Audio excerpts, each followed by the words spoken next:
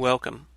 I'm Sebastian Mahfood, and you're listening to WCAT Radio, the on-air wing of En Route Books and Media, bringing you the dulcet sounds of Catholic wisdom. Hello, everybody, and welcome back to another episode of Sunday School in the ever humbly and originally named Pat Flynn Show. I am delighted for this conversation with my guest today. Carrie, can you hear me still? I can. Can you hear me? Oh, yes. Good. Hey, welcome. Welcome to Sunday School. So I'm really excited to talk with you because I followed your work for a while, and it was actually my wife who introduced me to a number of your books. She just loved, especially loved your Anti-Mary Expose, and I just got this beautiful new book in the mail called Theology of Home, which is your newest work, and I am really excited to dive into that because it really gives us something very practical and very proactive of how we can make our homes, as you say in the book, kind of nourishment for the soul. Lots of stuff we can talk about. I hope we can definitely get into some of the specific details, but let's take a few steps back because this is the first time that you've been on the podcast and people are coming from all different angles. Maybe they're not familiar with your books or a lot of the work that you've done, but you've got a really impressive background. I mean, you've got a doctorate in philosophy, or you're a homeschooling mother of 4 children. So I'm just interested in hearing your story to start. First off, have you always been interested in philosophy? What kind of pulled you in that direction? Have you always been religious? Have just any bits of information you want to share would be great. Well, actually, I'm expecting my 5th child. So at 46, that's been a big surprise for me. Wow. Congratulations. So, thank you. Yeah. No, I'm excited about this very shocking surprise in our family. But no, at my background, I was raised very nominally Catholic.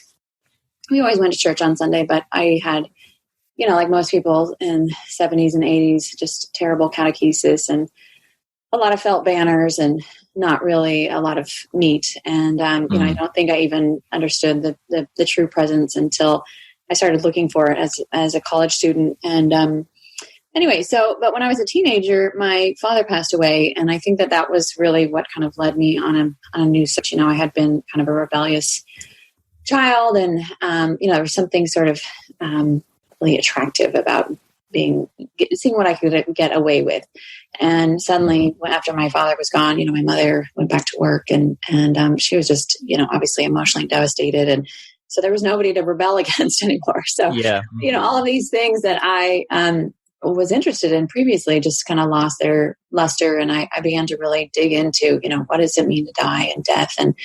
And so I think that was really what led me on this journey. And I knew, I felt strongly that the answers I needed were in the Catholic faith. And so I started going to daily mass and really digging into it. But, of course, I was so poorly catechized that I didn't realize, that getting drunk was a mortal sin. All these things that happened in college, I had no idea. I should have been confessing when I was going to confession. So anyway, long story short, I finally kind of bumbled my way through college. And then when I graduated, I just realized the only thing I really want to do is get this master's degree in philosophy at this random school called Franciscan University of Steubenville. Oh, you went to Franciscan. Very cool. I did. Yeah, I got my master's degree there. And I couldn't explain why I wanted to do it, but no other doors were opening. And so that's where kind of I ended up. And it was at that stage that I was finally sort of, kind of put back on the right course as far as really getting deep catechesis and learning our faith. And not just that, but learning the philosophy. And of course, the philosophy was fascinating because I thought, well, if I'm, armed philosophically, it's going to be great to spread the faith. And one of the things that, was just certainly a rude awakening for me was just to realize that we live in a very post-logical world. Yes, and that's certainly true. Yeah. So all of these things that I was studying were sort of worthless. Obviously in my life they were important, but in terms of spreading the faith, they were just not going to be the way that I was going to help convert people, especially my own family members and all of that. So anyway, it was really just a huge lesson for me. I've written a book called Nudging Conversions that kind of explains what it was that ended up helping me evangelize my own family and help them come back to the faith or learn the faith, I guess. And none of it really involved apologetics or logic. And so I think that has really put me on a path to just start thinking about what are the problems in our culture and how do we, especially with women, when I was in graduate school, I swore I was never going to go into women's philosophical issues. I just wasn't interested in the topic. And then, now I find myself having written several books about women. But what I realized was that so much of the stuff on women is very, it's great stuff, but you have to know the jargon. You have to understand what people are saying, because you can't just sit down and, read these encyclicals and things like this and get the full meaning of it unless you understand the philosophical jargon. And so my goal has really been to move away from the jargon and just reach women where they're at. And, we're so hungry for truth and for beauty, and, how do we serve that up in a way that's actually, people can consume it and take it into their lives instead of, to such deep philosophical treatises that are inaccessible to most people. That's really an interesting point because, I'm somewhat biased. It was philosophy that brought me into the Catholic faith. So I'm like one of those few people, right? One of the few, yeah. But what you say is absolutely true, is that because I was like you, I'm like, okay, wow, there's such a rich intellectual tradition here. Like, how can anybody ignore this? Yes. But they do. They really very easily. Yeah. But then it's amazing what will be attractive to people. Things like beauty, for example. Because it's, that's another, I think, wonderful thing about the Catholic Church. We have the truth, we have the goodness and the beauty. So it's kind of like trying to figure out what angles can we use to really show people just, how wonderful, the church is. So I'm one of those few exceptions. But because of it, I've always been kind of biased and kind of frustrated by what you've just said. So it's really interesting to hear that you've kind of, experienced that as well. Mm-hmm. Now, in terms of, because a lot of your work really is focused on serving women and helping women and trying to really diagnose the culture and saying, well, like something has really gone terribly wrong here. And I know that a lot of the conversations that you have really have to do with fulfillment with women and happiness. And obviously the church has a lot to say about that. And I think it'd be worth spending some time on this, maybe even before we dive a little bit more into the details of your book. But, feel free to guide this conversation however you want. But like, where should we start with that? Because I think there's just so many directions we could possibly take. But you're the expert here. Sure. Well, I think for me, the starting place was really just this realization. I remember it just struck me. I was in downtown DC maybe 20 years ago, and I just thought, when a century from now, people are going to look back and say the issue was with women. That women were really the problem and the source of the problem, and that was really the focal point. That insight just really stuck with me. And I think that I just kept digging deeper. And then when I wrote this book called The Marion Option, I was just fascinated because I realized, there's so much about Our Lady in the last, the whole entirety of history of Christianity, really, that's just fascinating. But she just pops up in all of these different places in miraculous and beautiful and compelling ways. Mm-hmm. Really like Lourdes and like Fatima, but there's so much more to it. And so I was digging into that and just looking at, who Our Lady is, and incredible mother. But she's also this source of how it is that we understand ourselves to be equal to men. I think that we kind of take that for granted, that, it's just a sort of logical intuition that everybody has, that that's the case. But in fact, it was really brand new with Christ. I mean, Christ, the way that he treated the woman at the well and Mary Magdalene, all this is very radical treatment of women. And we've just gotten used to it and think that that's the way it's always been. But if you look at Islam or Buddhism or Hinduism or, on and on, it's definitely not an insight that everybody has had. Mm-hmm. But it all became so much more rich because of who Our Lady was, and because she was this model for us to understand how to follow Christ best.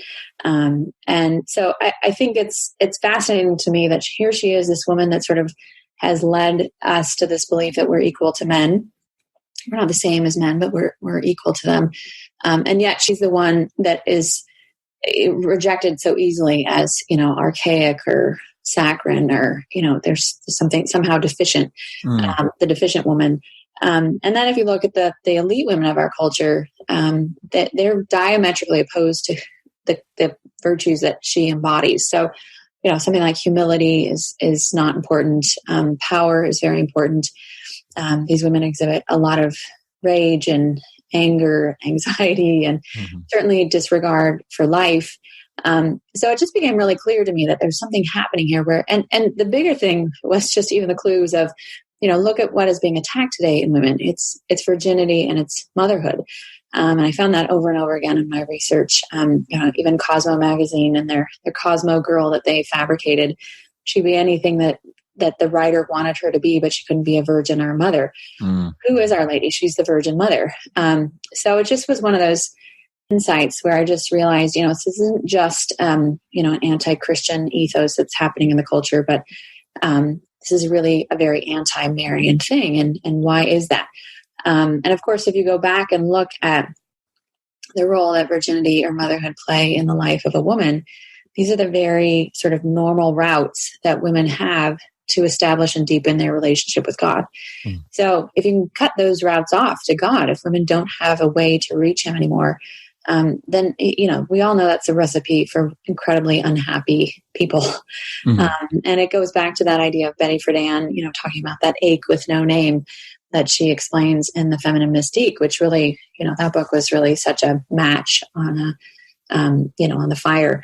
But that ache with no name is, we all, those of us who are believers know that ache is this desire for God that only he can fill. And yet Friedan, who was a Jewish woman, didn't know her tradition well enough to understand that. And, it's this firestorm that really blew through the culture. And I think we're still living it out very, very acutely, even if we're not aware of it. So anyway, all of that was sort of the background that went into writing this book called The Anti-Mary, and really looking at, what are the ideologies behind it, but not just, diagnosing the problem, but also looking at, well, how do we solve this? And of course, looking back to Our Lady as this model of Christianity and this model of womanhood, and how it is that we come closer to Christ, because that's, of course, what she always does, is bring us point to her son. And, she's not a goddess asking us for her to worship herself. She always is saying, go to my son and bringing us closer to him.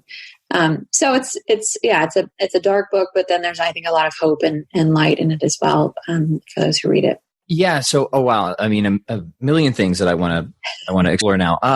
So first off, it's provocative in the sense that most of what we hear, at least kind of on the mainstream level, is the opposite of what you're saying. It's men that are the problem. We have this sort of toxic masculinity. But your subtitle book is actually completely the opposite. It's battling toxic femininity. So what's the general argument there, right? If somebody says, well, somebody would say, okay, Dr. Gress, I maybe see where you're coming from, but convince me here, because it seems like men can be really destructive and really quite barbarous as well. Sure, yeah, and that's not, of course, I treat men very gently in the book, because I think we have spent the last 50 years blaming men for everything, and you guys have to be tired of it. I think I'm pretty nice to people. I really do.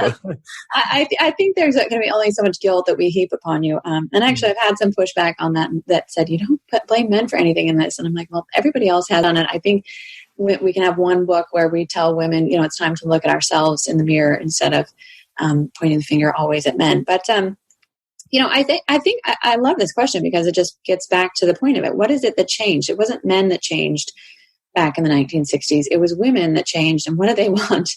They wanted to be just like men. They wanted to have, they wanted to sleep around, be promiscuous. They wanted to have careers. They didn't want to have children. They saw children, and still see children, as the obstacle to happiness. So it's a fascinating thing to say, for all the vileness you're projecting at men, why does he want to be just like men? And there's this odd tugging going on, where, they want to be just like men and do what men do, but at the same time, they're telling men, you have to change. And it seems like the things they want to assume aren't like the virtues of men, but almost the vices, which has always seemed very odd to me. That's exactly right. And I think that's, again, just sort of the slip is showing when you look at that, because it's not this protective, wonderful kind of father that's looking out for the needs of his children. It's sort of the playboy. And that, Cosmopolitan magazine was modeled after Playboy. It was Helen Gurley Brown went to the owners of Playboy and said, I want to follow your model exactly, even down to the same writers and all of those kinds of things. So yeah, absolutely. That was the model that they were trying to follow. So it's packed with all these sort of tentacles of ideology, but fundamentally, Gloria Steinem, even when she was 8. She just had turned to 80. I think she published a new book. And she basically was saying, the whole goal was just to erase gender altogether, to just get rid of it so that anybody can just have this fluid sexuality. And, and men were the obstacle to that because they didn't want to change. And women were just convinced that this is what they had to do to be happy. And, you couple all this really powerful ideology. It's got a lot of Marxism in there. You have a lot of the occult in there. You have kind of this female worship thing going on. Lesbianism was certainly the pinnacle of sexuality and relationships in their mind. So you look at all of these realities, and it's just incredible to see just the amount of brokenness that is there among these women. And I think that that's what's obviously so sad, is that these things haven't made women happier. If anything, the metrics all show that the happiness level, is diminishing. Everything from divorce to suicide, obesity, STDs, all these things are really showing that women are not becoming happier through these methods of what radical feminism has really been promoting. So, yeah. It's something that hits home, and I'm glad you bring up the statistics, because it's okay. It's one thing to say, okay, maybe this doesn't make a lot of sense, but has there been any fruit from it? And it seems like just a lot of rotten fruit, honestly. Yeah. But this is something that hits home for me, because this was my wife a number of years ago. I mean, she had really bought into all of this when we first started dating each other. She was in the corporate scene, trying to work her way up, grinding, and it always made her deeply unhappy. But she just felt like, this is what I'm supposed to do. Right. This is what I have to do. Right. And then finally, she just admitted, she's like, I just want to be home. I just want to be home, and I want to home make. I want to be with the kids. And I'm like, okay, well, that's great. I'm totally happy with that. I wanted to support whatever you wanted to do. And right. since she's been home, she's just had, just so much more, I would for her at least, fulfillment in her life, and is just so proud and happy to be fulfilling that role. So she's obviously fully on board with your program at this point. Oh, that's great. Well, and I think that's, one of the things that motivates me is that I don't think that there are hardly any outlets out there for women to hear a different voice. And, I have a whole chapter in the book called The Matriarchy. And, we're always supposed to hear that everything is the fault of the patriarchy. And yet they've established this kind of matriarchy that controls all the levers of the culture. So, if you look, and it sounds very conspiratorial until you look at really who's controlling the messages, whether it's politics, Hollywood, pop music, fashion industry, magazines, all of these things. The wagons are all circled around this idea of abortion. Mm-hmm. And, that ideologically they can be on completely different spectrums, but as long as everybody agrees that abortion must be unfettered and legal, then they'll all talk to each other. But even a few weeks ago, Wall Street Journal had a piece saying, where are all the voices of conservative women? Well, we're out there. You just can't get us booked on any of these shows. You just have to dig. Yeah. Yeah. And that's what's, I think, one of the balls that we have really dropped is just to have, why have we never put money in a big women's magazine? Why do we not put money in a TV show geared towards women? These kinds of things that I think that the left does in spades, and it's not like they have a monopoly on it. I mean, I think we could, if we really thought that this was an important thing, but unfortunately, we just haven't seen it as important and haven't seen it as something that is really affecting the culture. So, your wife's a perfect example where she finally had to sort of hear her interior voice. It probably wasn't because she saw someone speak on NBC or on Oprah, or she's read about it in a magazine. I'm certain it was probably the fruit of her own prayer and her own conviction. Like, these things are just not making me happy. That's and and she's also a Catholic convert, which kind of came around the same time as well. So there was just a lot of different, the kind of confluence of different causes that I think certainly influenced her. But it's a really funny point, because I do a lot in the fitness industry, and it's really interesting because most people, men and women, but especially women, will admit that at least on a surface level, so much of what's in the culture, these magazines, is absolutely destructive in terms of promoting just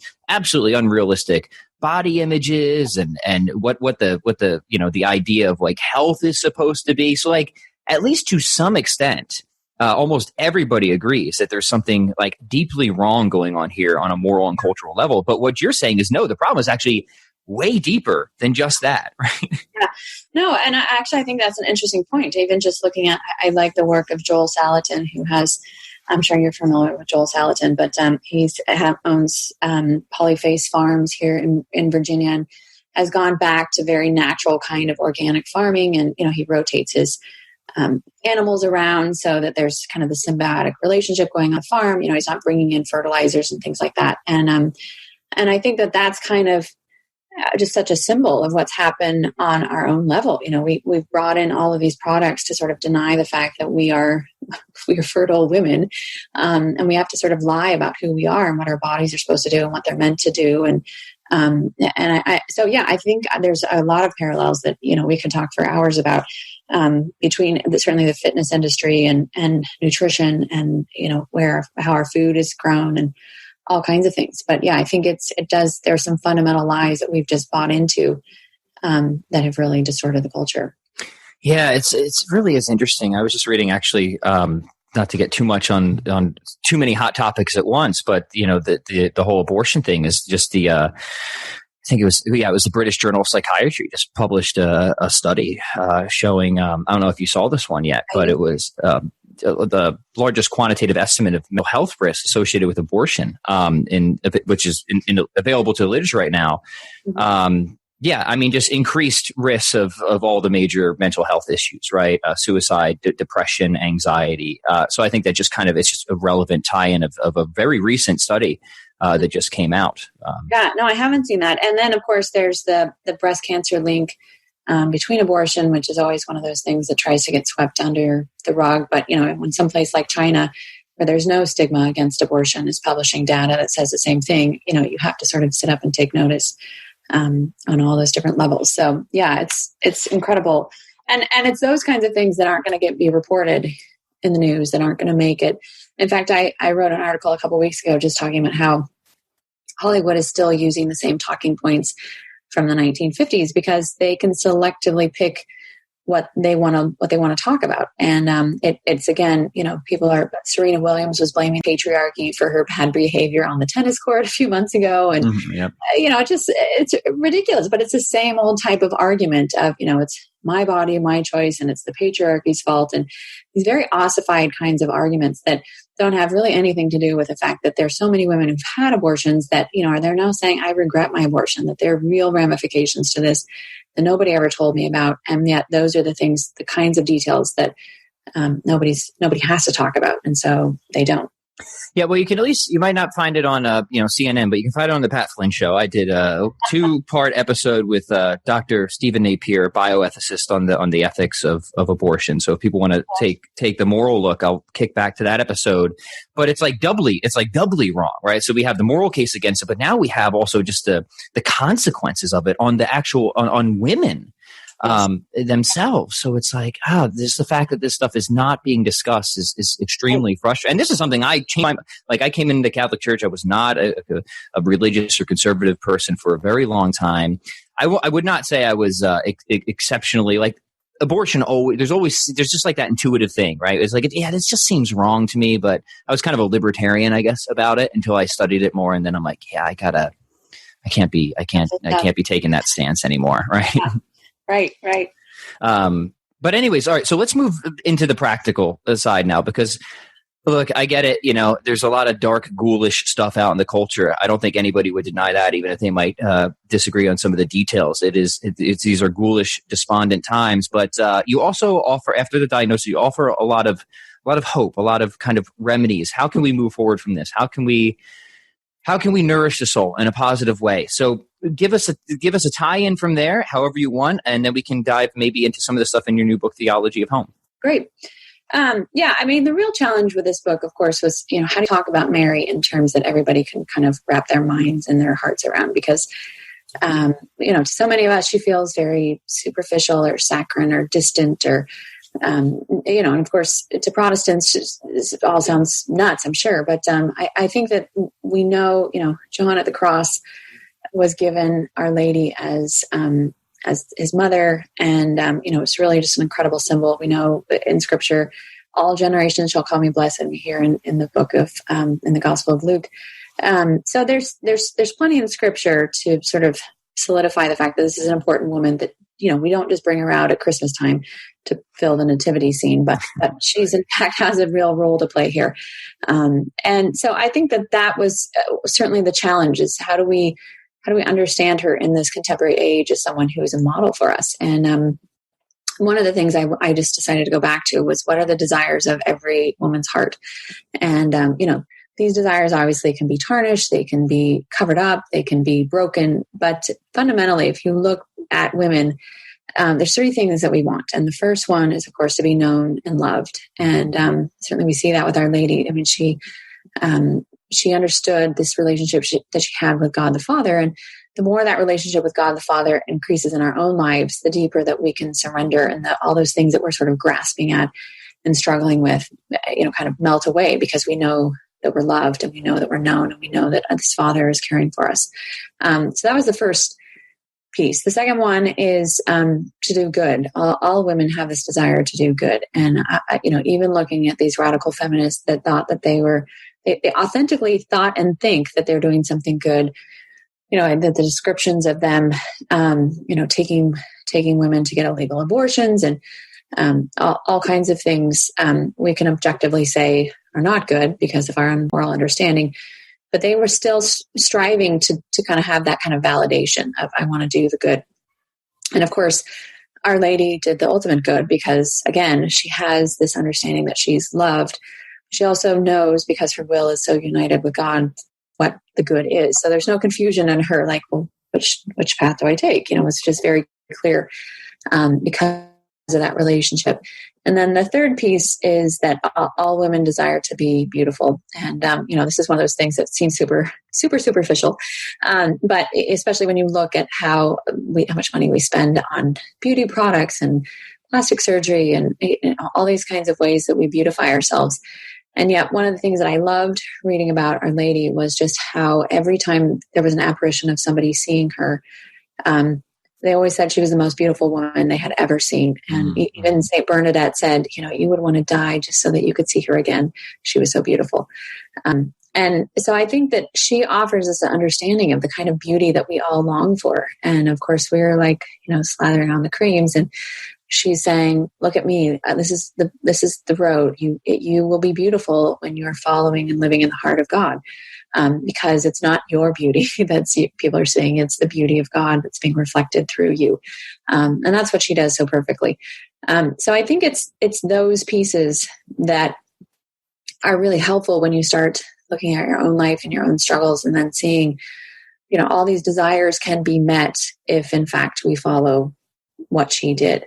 So that was really how I tackled that piece of how do we understand ourselves within this context, within relationship to Mary. And certainly, the deeper our relationship goes with her too, that's the best thing, is that she wants to mother us. She wants to be present to us. We don't just have a father, we have a mother. And she, again, everything, she wants to bring us back to Christ and back. She wants to take us home. I mean, this is what a good mother does, is take you home and take care of you and feed you and clothe you and, help you to become a mature adult. And, that's truly what her role is. Mm-hmm. So that's kind of how I dealt with that in that book. Well, it's actually, again, very relevant. I just recently, depending when people hear this, it might be a few weeks, but had a conversation with Eric Robinson, who converted to Catholicism specifically because of his study of Marian doctrine from a Protestant perspective. So if people want to dive deeper, they can go to that. But one thing that struck me as you were describing all that, Carrie, was I think it was Brant Petrie who brought this out first. And he's got a wonderful new book on Jesus and the Jewish roots of Mary out right now for anyone who wants to dive deeper into theology. But before Christ says, behold your mother, he actually says to Mary, behold your son. And that there's something really beautiful about that, in a sense that it's the mother who sees the baby first, right? Yeah. And that as the baby is kind of, coming into consciousness and winking, as I just always think of the scene of my wife and our son, who's turning 6 today, and how beautiful that was, that the mother was always there, just like our mother is here now. And she's always been praying for us. She's always been watching out for us, and she's just waiting for us to come to know her and have that relationship with her. And I'm like, man, there's so much theological richness and beauty in that. And yet we make it so complicated somehow. And I think that's really part of the agenda. I mean, Satan knows that if he gets women, he gets everybody, because that's just that women are the soil of the culture, soil of the family, soil of civilization.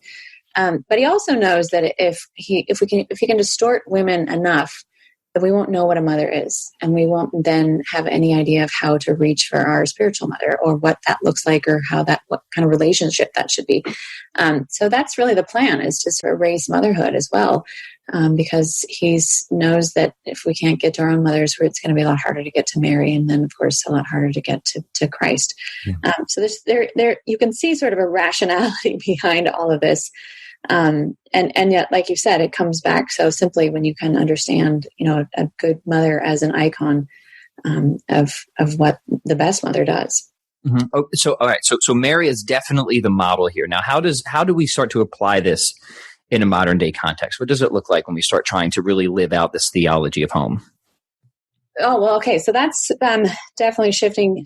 Yeah, don't let me skip ahead too much. No, this is great. No, that's great. So the theology of home was then a book. The idea of the theology of home came to me. I was on a treadmill one afternoon and was listening to the song about going home.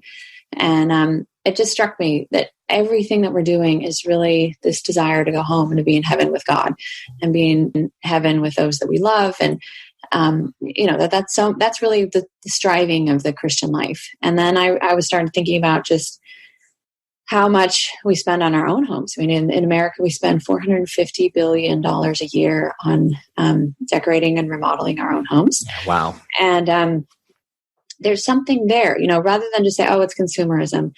I really wanted to look deeper into that and say, no, what is it that's driving people to really, there's a sense of, even for someone who's very secular, that their home is kind of the sanctuary. It's a safe place. They can go there and relax and let their hair down and rest and, be nourished and, all of these things. So I just kind of started putting together this fascination that our culture has with the home, as well, matching that up to this desire that we have for the ultimate home and seeing how closely related they are. And, even seeing what happens in our own homes, similar thing happens at church. It's the same kind of dynamic where we go to rest, we go to be with the people we love, we go there to be nourished. We go there to find healing, all of those kinds of things that happens on a spiritual level. At home, they obviously can happen on a physical or a spiritual level. And of course, in the Eucharist, we're nourished with the ultimate food as well. So it was just kind of all of these ideas that were really swirling around in my head that kind of led me to this book. But I think I also didn't want it to be, I'm a trained philosopher. I'm not a trained theologian. I didn't want it to be some sort of heavy theological text, but I thought, after all this work on women, I was like, how do we reach women? And, home is such a natural starting place to even talk to people about God. How do we make this really attractive? So my two co-authors and I ended up, we were able to convince the publisher that we needed to spend some real money on a photographer and hire somebody that knew what they were doing. And so it's highly illustrated with some just beautiful images of home and what it means. But we also have things like, big families, and we have dads, and we have, generations of a family in the pictures, and we've got pregnant women and, all kinds of things that you just don't see in a women's magazine because it's just not what they're trying to emphasize. And so it really is beautiful. I'm flipping through it now. This is just so well done. Mm-hmm. Thank you. Yeah. So it was an incredibly fun project to work on. I mean, it's very different than my other books because obviously none of my other books are illustrated, but it was just exciting because the other thing that happened too was just even to see that people that didn't have much faith, in fact, people that were inimical to the Catholic faith, I was finding on Facebook, friends saying, oh, I can't wait to get this book. And so it's been really interesting to see how far, because it doesn't just look at, how to decorate a home, but it looks at why do we love our homes? Why are they important? How do we help, make them a foretaste of heaven instead of a foretaste of hell? Which of course, unfortunately so many people experience broken homes or awful homes and yet still have that kind of desire deep within them to have a real home, because that's a place where we're known and where we can flourish and grow. So, that was really what was the motivation behind it. But again, that just how do we put these things in a visual format so that we're kind of on offense instead of, defending our faith or defending our beliefs? How do we make this really beautiful where people think, that's what I want. Yes. That's how do I get that? Mm-hmm. And that kind of being the motivation of the book. And that ties very nicely into what we were talking about at the beginning of, okay, maybe not everyone is going to respond to the intellectual tradition or apologetics, but there's something just absolutely irresistible about walking into, well, really any of the homes photographed in this book. Yeah.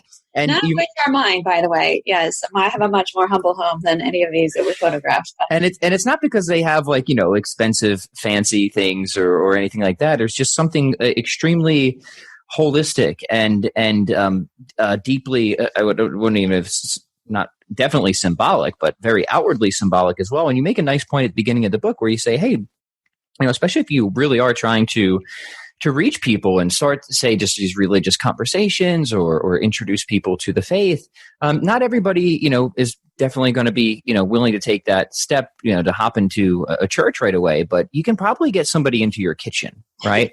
And I thought, well, what a great practical, way to, and like how many missed opportunities there probably are for people who really do want to evangelize or get people to go to church, but they haven't taken the time to really explore the theology of home, right? Yeah. No, and I think that's sort of the secret weapon that we haven't in this age really activated yet. Because if you look at the early church, so many of the women, that both martyrs and non-martyrs, professors and whatnot, they were incredible women that influenced certainly their husbands and their children, someone like Saint Monica or a Saint Cecilia. But you also have them reaching out into the wider culture, someone like Saint Bridget or Saint Francis of Rome. These are amazing women that they were not using apologetics. They were just out loving people. And, they were so animated by Christ that it sort of shone through them. And it was something that spilled over into the lives of others through their charity and through their goodness and through, just taking care of people. And I think that that's such a lost art. This book in so many respects is just kind of an apologetic for homemaking. We love home. We love so many things about it. We love decorating it. How many books and movies end with the hero going home, all the way back to the Odyssey. This is a very timeless thing. And yet to suggest to a woman that she become a homemaker is like the worst thing you could ever say to someone. So it was one of those, like, how do we push those things back together where we understand that, being a homemaker is actually an incredible gift because you get to offer all these amazing things to other people. But in the process, when it really is animated by someone who loves Christ and who prays and is close to the sacraments, it just becomes incredibly powerful in ways that, you never expect. And I've been on the receiving of this as well. I know when I moved out to Washington, D.C. for graduate school, I had a really hard time. I just wasn't really a natural fit among the other students at Catholic University. Most were either seminarians or priests or, you've got a lot of wonderful but very nerdy guys. And so, this wasn't the crowd I was going to hang out with. And so I was kind of adopted by this family that they had a 100-acre farm in Charlottesville, Virginia, about 2 hours south. And so I just would go down there every weekend, really. And, there was always people coming and going in different generations, but every Saturday night, and I talk about this in the book, every Saturday night, everybody dropped everything and they would have this incredible meal. And it would start off with these Lord's Day prayers that the father had put together for everybody. And, we shared a cup of wine and bread, and everybody said what they were thankful for from the previous week. And it was just this incredible experience that I always left that house feeling like I knew myself better, and there was something just healthier about me than when I had arrived. And I think that that's something that we also, we think a lot about the food and the setting, but we don't think about really that companionship and that sense of community that comes from those experiences as well. And that's so important. I think that can be the philosopher's trap. It certainly has been with me. It's like, okay, we spend so much time in our armchair, right? But then how are we living this? And especially theology as well is like, right when it comes, when it really comes down to it, how is this affecting our lives? How are we living this? And that's why I think this is such a wonderful book. And I have to admit, I've done I have a severe shortage of episodes more on the practical side. I've got a lot of the abstract, philosophical, metaphysical demonstrations. We got plenty of that. So that's why ontology. Yeah. No, yeah. Right. Yeah. And like, again, that's part of it is like, I'm just so interested in that stuff. But, and I have to say, like, this is where my wife is a wonderful compliment to me, because she is so the opposite. She loves homemaking. She sits everyone down. We're praying the rosary now. And she balances me out in the way, because it'd be so easy for me to avoid this. Like, I need that from her. Mm-hmm. And I'm so happy I have that. So I don't know if this is a common experience for you either in one direction or the other, but I'd be curious if you have any thoughts on that. Like, if I didn't have my wife in my life, it'd be very easy, I think, for me to just think all the time and not apply as much. Right.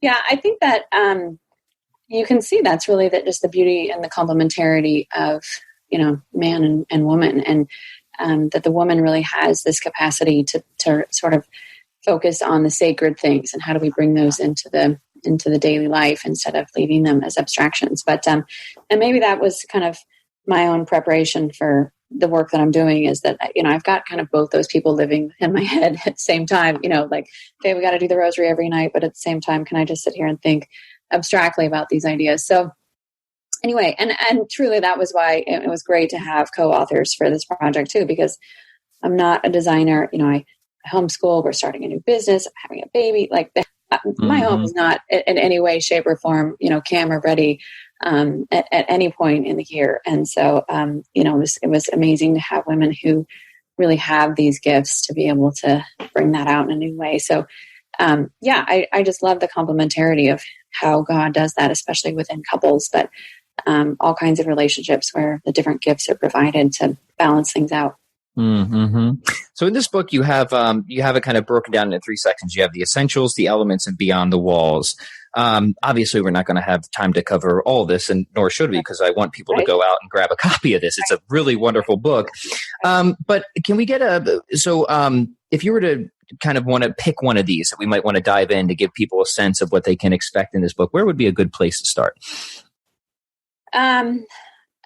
Well, I would just say, the essentials is really kind of like, if you have to have some sort of theology, that's really the place to start, and really understand just this connection, this idea of the prodigal son coming home and heaven and all of that. So that's sort of the more theological stuff. I do want to point out too, as I'm opening the book, even the papers, the end papers that we use for this book, they were designed by Megan Schreiber, one of the authors, and every symbol in there is a symbol of either Jesus or of Our Lady. She just did this incredible job designing this paper. So even before you get to page 1, there's just some deep, deep meaning in the book. But I think what I love the most is really that sort of the meatier sections in the middle, talking about the elements of home. We spend a lot of time thinking about, well, what are these common things? What are these elements of home that are also mimicked in the church, but they're also mimicked in heaven? And, how do these things come into play? And so this was really fun, just looking at, something as important and basic as light. I think in our own culture, we really take for granted, because we just flip on a light switch whenever the room is dark. We don't think about kindling a fire or where are our candles, or, kind of all of those types of things. And yet when we love being around fires, we love camping out and, making s'mores and having those deep conversations that come about when there's nothing else to distract us other than watching the flames and the fire. So I think that there's something very sort of primal about that love of light. And I describe in here too, just I spent some time in Poland, and one of the meals that I had was where, electricity is still expensive in Eastern Europe. And so it's just, people will bring out the candles instead of turn on the lights. And just what a difference it made to have a candle at dinner, not just, it wasn't a romantic dinner, but it was, 6 or 7 people at each table. But you had to sort of come in closer so you could see faces better. And, it was just an interesting thing to see how much closer you sort of felt to people, because you're drawn into the candles in a different way than you would be if you were in a, room with flood lighting. I'm sorry. Yeah, continue. No, please. No. So I was just going to say it was those kinds of things that was just fun to stew on. And I didn't want this to be an overly I didn't want it to feel like a sermon. I wanted this to be the kind of book where the reader could pick it up and read a chapter and set it down and not feel like, they had to go journal about it or do questions or take it to a study group or something. But it just could really be ideas that sort of sink in and start affecting the way that we view our own homes in practical ways, but very unique ways to each family and home. Yeah. And this, again, something I can relate to is, I think so much of why so much money is spent on homes is not only because it's part of the soul's upward yearning, which I think is absolutely correct. Mm-hmm. But before we were Catholic, I remember we had a Christmas. This was before, we were Catholic. So, it was a very, secular Christmas. And, we had our two kids and, both me and my wife and there was just a ton of gifts, mostly from the grandparents, just went all out. And there was just so much stuff, Right. but there was no meaning. And we just looked at each other and we were like, whatever this is supposed to be, this isn't it. There's something icky about this. Mm-hmm. And obviously having stuff can be good, but if you don't have that deeper theological significance and you just try to pile on, I don't even know where I'm going with this, but I like that description though of it feeling icky. I think that there's something to that. Of course, it's almost like dead weight, or being overweight or, this is not working or functioning well. There's nothing, and I think we even are seeing trends of this too, want better, not more kind of attitude. Because it has gone to the point where we're just so wealthy, we buy whatever we want, and then we need the rental space in the U-Haul center so that we can store all this extra stuff, and yet you hit the nail on the head with just if it doesn't really mean anything. I mean, it's one thing if it's family heirlooms and nativity scenes and things that actually have some meaning that are brought out at different seasons to really celebrate those seasons. But it's another thing where it's just stuff to have stuff. And, certainly as parents with small children, I mean, stuff to have stuff is just kind of part and parcel of the job at this point. Yeah, I'm looking at it. Yeah. And it's one of those things just disappear in the middle of the night because you can't take so much stuff anymore. I think that this is a common kind of feeling and Icky kind of captures it. Just that sense of something is just not right here. And we've got to figure out how to do, and maybe that's just the success of Marie Kondo. I mean, she's talking about a strict criteria of what makes you keep something. And yet I think she's lacking, of course, because she doesn't have the fullness of any kind of Christian view. But there's definitely that speaks to people too, of just how do we deal with all this stuff? Yeah. And, it's really, I love this book because it affirms a number of my intuitions, and anything to give me my confirmation bias, I'm happy to read. Which, by the way, my wife, she loves the Anti-Mary book because she's like, this is just this is what I felt all along, but wasn't allowed to believe. Right. And so she recommends it to absolutely everybody. But, we still have stuff in our house. We have a cross wall. We have tons of religious art now. And I have a friend that's currently in the RCIA, and he's converting from Protestantism. And part of what got him was just how beautiful these pictures of Mary were. And he just asked questions and he got interested and it started conversation. So it's amazing how those things can really happen, isn't it? Yeah, no, it's incredible. And I think that's kind of the secret that secular people have known for a long time. Let's just make this really attractive and people will absorb it. And we're sort of slow on the uptake. Well, wait, you mean that if we make things visually compelling, people will take on the ideas and ask questions? I think, we're sort of sitting in the corner with the dunce cap. Why have we not figured this out? Especially in light of the fact, I always go back to this. We've been the greatest advocate for religious art ever in the history of the world. The Catholic Church has been, and yet, we can't sort of get beyond what a friend of mine calls Jesus junk.